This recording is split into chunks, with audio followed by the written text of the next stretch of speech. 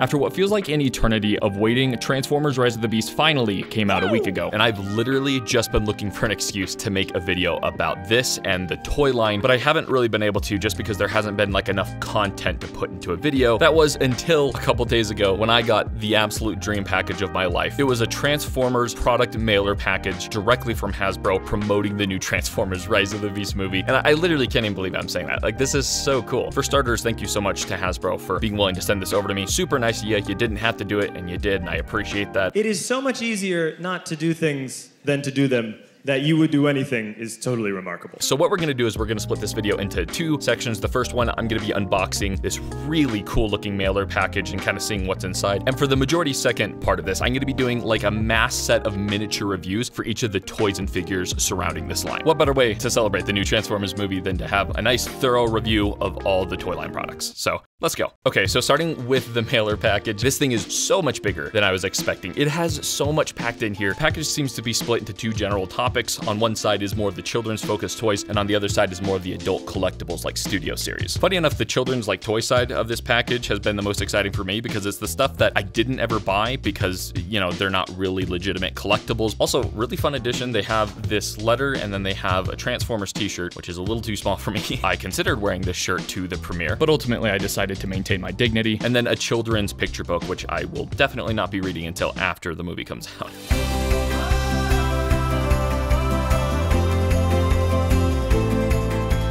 Pretty big surprise that they include the auto-converting Optimus Primal. I was really considering buying this, but ended up deciding not to. And yeah, as a reminder, I'll be reviewing all the figures in this package as well as all the other ones that I've purchased. So I'm gonna start this by reviewing the list of what I'm calling fun figures. These are all the gimmick and fun figures from the toy line. Then for the second list of reviews will be more of the adult collectors, Studio Series, and then the mainline Deluxe and Voyagers. Also, normally I'd rate these figures on a scale of 1 to 10 based on how good I think they are, but in this case, it feels kind of arbitrary to compare like a Smash Changers kids toy to a Studio Series later class figure. And so I'm actually gonna have two different rating systems. One's gonna be a fun scale from 1 to 10, and then the other one is my legitimate rating system of 1 to 10 of how good I actually think the figure is. That was legitimate. So all these toys that I talk about on the first half of this list will all be on the fun scale rating, just so you know. Let's start with this guy. This is the Nerf 2-in-1 Optimus Prime Blaster, and I expected so little out of it and was actually pretty pleasantly surprised. His transformation's more involved than you'd expect, and he looks absolutely disgustingly stupid in robot mode, and it's awesome. The face sculpt in particular, I'm literally looking at it right now. I can't stop laughing. It's so funny. The biggest problem I have is that it is overpriced, and that's a theme you'll see throughout these reviews, but this one less so than others, because you kind of see where the engineering goes. And at the end of the day, like, what's better than being able to take your Transformer and shoot your sibling with it? Like, come on. It's ridiculous. It's fun. Don't ever spend your hard-earned cash on this. Go buy it at Target right now. 8 out of 10. Way to go, Hasbro. Next up is the Smash Changers Optimus Primal, and this was never a figure I was gonna buy with my own money. And oh my goodness, I am so freaking glad that I got it in hand. This thing is such a fun figure and is the most satisfying toy that I've played with in years. The sounds it makes are ridiculously satisfying. That's good. As I criticize some of the things in these kids' toys, understand that I'm not an idiot. I'm gonna criticize these toys based on the flaws that they have for what they're trying to be. I'm not gonna rate them based on some high adult collectible standard. That's not what they're supposed to be. And this toy has 3 of those flaws that bother me. The first one is that while rotating his waist into gorilla mode, it can only go one direction, and for whatever reason, it goes the opposite of what I'm always expecting, so that's kind of an awkward thing. Secondly, as you smash him the second time to get the shoulders to latch up, most of the time it does not do it the first time. So you have to actually hit him 4 times, but the last is the only real criticism that I have with this toy, which is that it runs for $35 US. That is outrageous. On the fun scale, this guy is still a shocking 8 out of 10. Just a really fun figure. Next up is the Beast Alliance Combiners Optimus Prime and Skullcruncher. I don't think anyone was really looking forward to this, so this is the only one from this line of toys that I specifically got. I do think the transformation for Skullcruncher into the combined like torso mode is more satisfying than I expected, but they just look so stupid. When I was a 5-year-old, I would have thought this is the dumbest looking thing in the world. I'm gonna start sounding like a broken record, so just prepare yourself, but the biggest offense that this thing commits is it is $20. That is, oh, what? but it's not a horrible item. There's just nothing there for $20. So there's like 1,000 other things that I could recommend for that price. A generous 4 out of 10. Next up is Battle Changer Mirage, and I was really pleasantly surprised that it's not like some gimmick toy. It's just a simple transform back and forth kids toy, and I like that. There's really nothing to write home about this guy. He's fun enough. He's a little overpriced, but at this point, I just need to choose my battles. This is a 5 out of 10 for me. This is Beast Mode Bumblebee. How do I say this? Any value that this toy might have previously had goes straight out the window when you figure out that he retails for $50 US. When I say I need to choose my battles, this is exactly what I'm talking about. He doesn't have any articulation, which even kids like a bot to be able to move around. He's hollow everywhere that he possibly can be. His car gibble, it's just ungodly. Like, it's just so bad no matter how you look at it. It is inexcusable. And before any of you greasy gremlin, rat mustache, basement dwelling people go to the comments and say, you know, technically it's a kid's toy. How can you critique it at all? And like, that's my problem. This is a kid's toy. You know what else was a kid's toy? This and this. These were our kids' toys, so I don't want to hear it. From the bottom of my heart, I cannot recommend this to a single person. I don't recommend it for adult collectors. I don't recommend it for parents towards their children, unless, like, I don't know, maybe it's on sale, like a steep sale for $25. And you know what? Even then, no, I don't recommend this for anybody. Don't call me. Don't come by my house. We're done.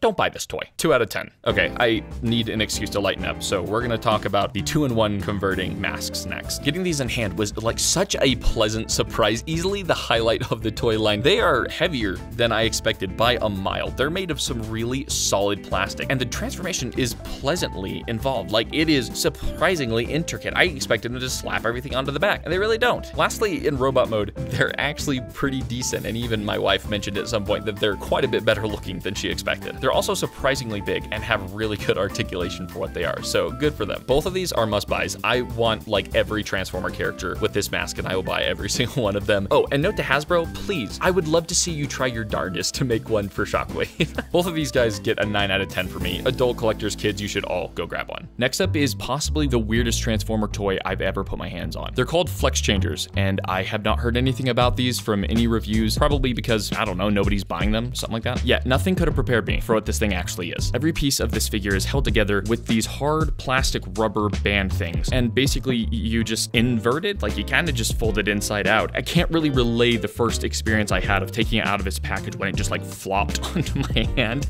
I really think these bands are gonna break after not too long, especially with kids who are gonna be a lot more aggressive with it than I am. But as dumb as I think this is, I'm almost tempted to pick the others up to know how like a cheetah transforms with this same method. This is a 5 out of 10, I guess. I don't really know. Next up, we're gonna round off this half of the list with the little guys. These are the Battle Masters, and I am a sucker for little Transformers. They're what started my collection 15 years ago. These things are exactly what you expect. They're tiny, they're fun. I just found Optimus Primal in my local Walmart, so now I love displaying my little mini Maximal set up next to my bigger ones. Skullcruncher, Rhinox, and Optimus Primal all get a 7 out of 10 for me. Really fun little guys, and yeah, I separated Cheetor.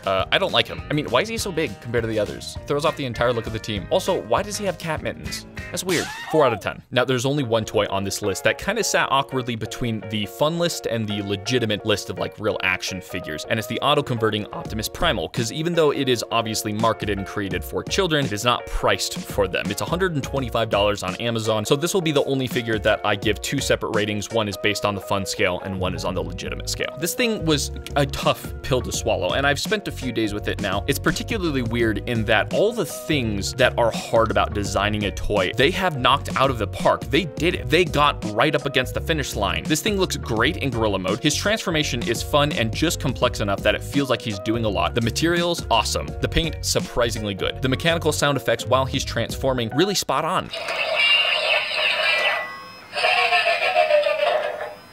But then he never does what you want him to do. Optimus Primal, maximize. Intruder, leave now or face me. Optimus Primal, maximize. You have no other choice. Mega Blaster! He is not voice controlled, he is sound activated, meaning that it just detects when there is sound in the room and then does some random function based off of it. Hasbro says that it's able to detect the length of the sounds to be able to determine what it's gonna do based off of what you're saying, but it doesn't really. Like, I've tried it a lot. There's been more than a few times that I've tried to speak to it and it just doesn't acknowledge it all. Optimus Primal, maximize. We must never sacrifice our honor. Optimus Primal, maximize. What? You were expecting a truck? Oh my goodness. At the end of the day, the reason I wanted this and the reason people will buy this is because it is a self-transforming robot. The lights, the sounds, the actions, and automations, those are all just the 10%, the icing on the cake. And this toy seems to think that that is the 90%. You were expecting a truck? So if it does acknowledge your sound or the voice recognition, it will do some random action or it'll say something 5 times before you can get it to transform. It is really, really frustrating. Now, he does come with a single button on the back, and supposedly when you press and hold that, he will transform. That also hasn't really worked for me because when he's in gorilla mode and I press and hold it, half the time he'll do this half transformation thing where he just stands up in gorilla mode. You just want to get it to transform, and it is a royal pain in the butt, and that is what he's for. There are 3 things that would have added almost no budget to this figure, would have cost them almost nothing, and would have made a world of difference if Hasbro had implemented them. 1, give us a stupid little plastic remote with 3 buttons. The first button is a designated transformation button. The second button rotates through the voice and sounds that are available on it. That's a new one. And the third one rotates through the actions. If you want him to throw his fists, or if you want him to go into defense mode, or whatever it may be, that also would have been so basic and important because this figure talks so much. And the voice actor they got for this toy is just objectively bad. Greetings. I'm Optimus Primal, leader of the Maximals. Is it time to fire our cannons or stand down? You were expecting a truck? And like, nobody would have been mad if they just got rid of the voice. And lastly, while this is definitely the least of my complaints, I think the fact that it uses batteries is kind of ridiculous. And that's it. Those are the 3 things, all they had to do to make a world of difference on this figure. And they're all the easiest things. This is gonna be incredibly frustrating for kids because kids don't have patience. They don't understand how to try and get something functioning. When they talk to him and he doesn't acknowledge and you can't get him to transform, they're gonna give up on it because they don't know that they're supposed to try 3 freaking times before you get it to actually work. And if it does, there's a good chance it's gonna cut you off mid-conversation as you're talking to someone. You'll probably be surprised that my rating is not as low as I've made it out to be. And the reason why is because I do keep coming back to this because seeing him transform is really cool. And then every time I get just so frustrated. On a fun scale, this guy gets a generous 6 out of 10. But for that legitimate ranking, this guy gets a 4 out of 10 for me. There's worse things to spend your money on. You were expecting a truck? Okay, so now we can move on to the second half. This is the legitimate figures, the studio series from this movie, and then the mainline deluxe and Voyagers. We're not gonna be ranking them based on the fun scale anymore. So we may as well start off with the big baddie of the movie. This is Studio Series Leader Class Scourge. I don't know, I guess in all honesty, I just turned out to be disappointed with this figure for several reasons. For starters, his far left smokestack in robot mode is incredibly loose. It doesn't hook in anywhere, it does not connect to anything, and it is super loose, so it'll always just fall off to the side no matter what I do. And yes, in terms of quality control, I've had 2 versions of this figure, so I know it's just not 1 copy. On a much more critical level, there's an actual hinge on the backpack of the first copy that I had, where when I was unfolding it for the very first time just to transform it into truck mode, it snapped. And I thought maybe it was a ratchet joint, and no, it literally just snapped the plastic on both sides. As a matter of fact, like all the hinges, you can see the stress marks building literally as you pull them out of the package before you even do anything with it. There's also an aspect of this figure that frustrates me that's much more on like an aesthetical personal preference side, which is the fact that he's way too hollow and he's way too skinny. And this figure so poorly to me depicts the overall aesthetic of the character. Something that actually pleasantly surprised me was the transformation for the upper torso of this figure. It's actually surprisingly clever and intricate until I got to the second half of the transformation. The leg portion, it's an abomination. And by an abomination, I mean there is no leg transformation. They just close together to form the bed of this truck. What's this? Huh? What's this?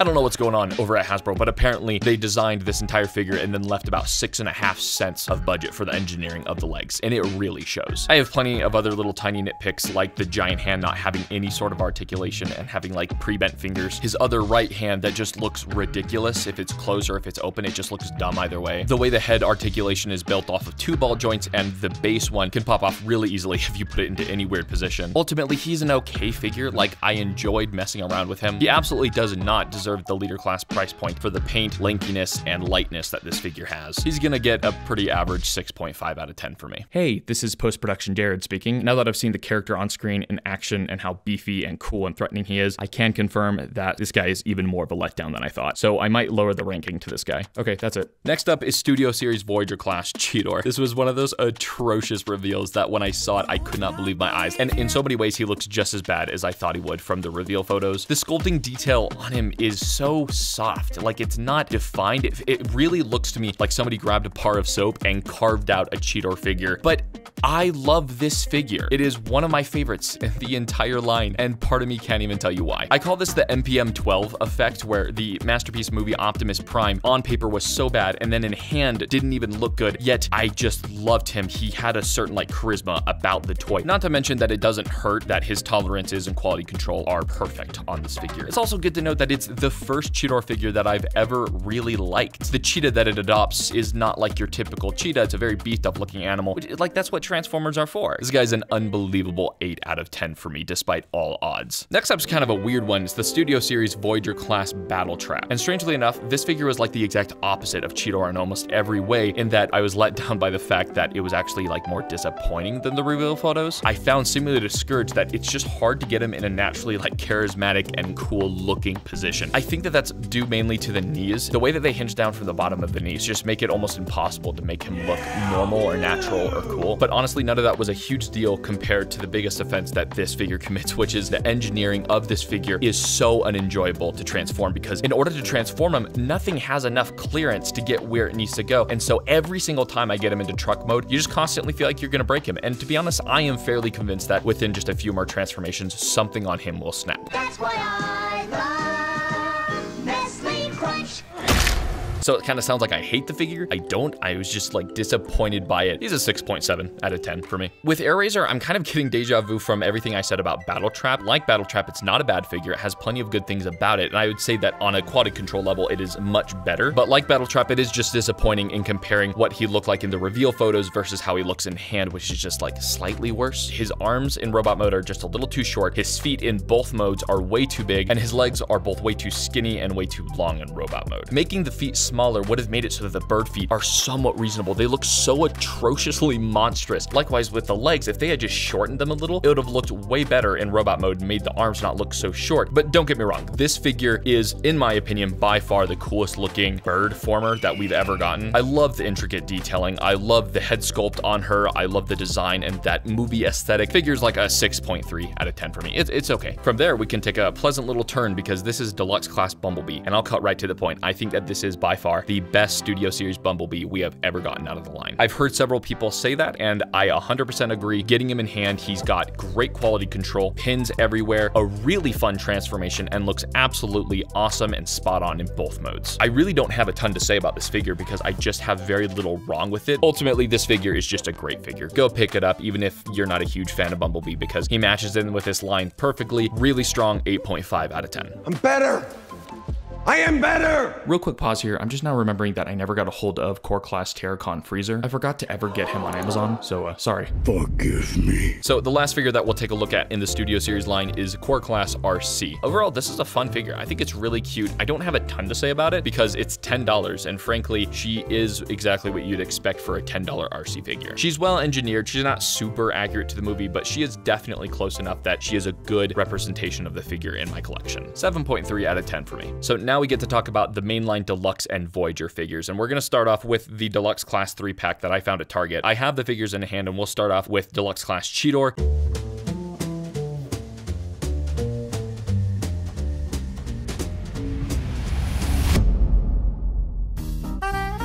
And this will be quick because I have almost nothing good to say about this figure. And it's not because it's atrociously bad in any way. It's because there's just nothing good about this figure. Like, to begin with, I never liked that War for Cybertron Kingdom mold of Cheetor. I always thought it was just not a good mold, and I don't like the character very much anyways. So this is just a very slight remold of that with a slightly cooler looking robot mode and a significantly worse looking cheetah mode. However, that does bring us to what was the main reason that I bought the 3-pack, which is Deluxe Class Wheeljack. This figure is freaking awesome. He is outrageously fun. Spell red.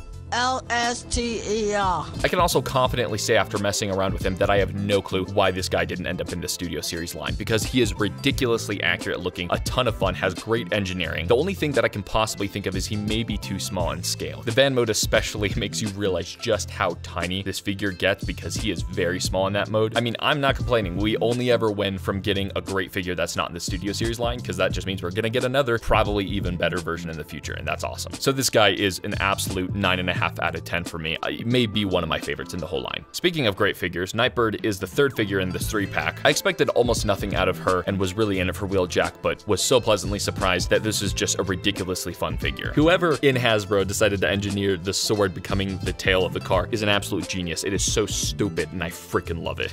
The leg transformation portion of the figure is a little bit weird, but once you get used to it, she's a pleasant 8 out of 10 for me. So now for the mainline Voyager classes, we'll start off with Rhinox, and this is actually the most recent figure that I got just about a week ago. Now that we have the reveals of the Studio Series Rhinox, we're definitely seeing how inaccurate this version is, but before I saw that, honestly, I thought that this was just a perfect figure. Simply put, he's solid, got great quality control, just like the rest of the mainline. And the most shocking part of all of this is that this is a remold of the Kingdom Rhinox, which is a figure I despise. I hate that figure so much. I hated messing with it. I hate how it looked in both modes. You disgust me.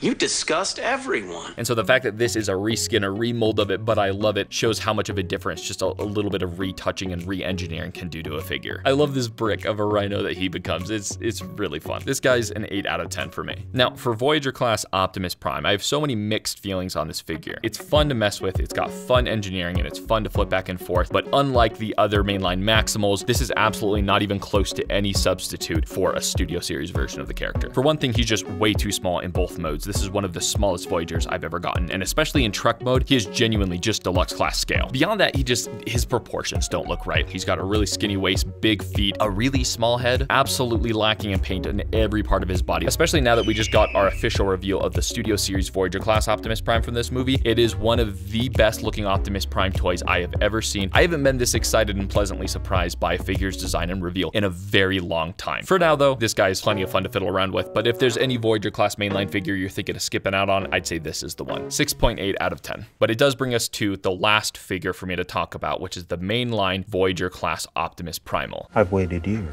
This figure, simply put, is one of my favorite figures I've gotten in a very long time. I love every single thing about this figure. He looks so good in both modes. I am such a sucker for how beefy and thick and bulky he looks in his robot mode, and I love that face mask. Stephen Cable Jr., the decision to give Optimus Primal this face mask is the greatest decision you could have possibly made. I'm gonna shake your hand. I wanna shake his hand. I wanna shake his hand. His transformation is really straight to the point. It's simple. It's nothing new or brilliant for an Optimus Primal design, but even then it does introduce some new dynamics that are really fun. The chest transformation being one of them is something we've never seen, and I think it's really good. Like, I've genuinely just grown to love this figure that I'm actually kind of convinced that the reveal of the Studio Series Leader class version will be a disappointment because of what I've come to love about this one. And the only main thing that I'm hoping to see improved in the Studio Series Leader class version is he does need to be bigger. Even then, he fits in great with the Studio Series line. Overall, these Maximals look great together. Even though they're a mix of the mainline and Studio Series, they just all match each other perfectly, and I think they look fantastic as a team. And again, this is coming from somebody who has always hated Beast Wars. Like, I know that that's a hot take. I think it's so stupid. I don't like any of their designs. Slagheap City, I'm gonna die! I'm small and pitiful and helpless! I'm sorry, what the These figures came through. The designs that Stephen Cable Jr. and the team for this new movie recreated these characters into are the absolute peak version of these characters. So I really hope that the movie is a home run. I hope it crosses the finish line. I have not felt this excited and enthusiastic about a Transformers movie toy line since 2011's Dark of the Moon. So that right there says a lot. Obviously, this video did take a lot of work to film and to record, so if you could subscribe, I'd really appreciate it. You need me? Yes, I need you. I need you, please. I need you. Thank you so much to Hasbro again for sending me this incredibly awesome promotional package. It has been such a fun experience, and it's surreal that I'm getting this and being able to open it. But yeah, that's it for today. Later, guys.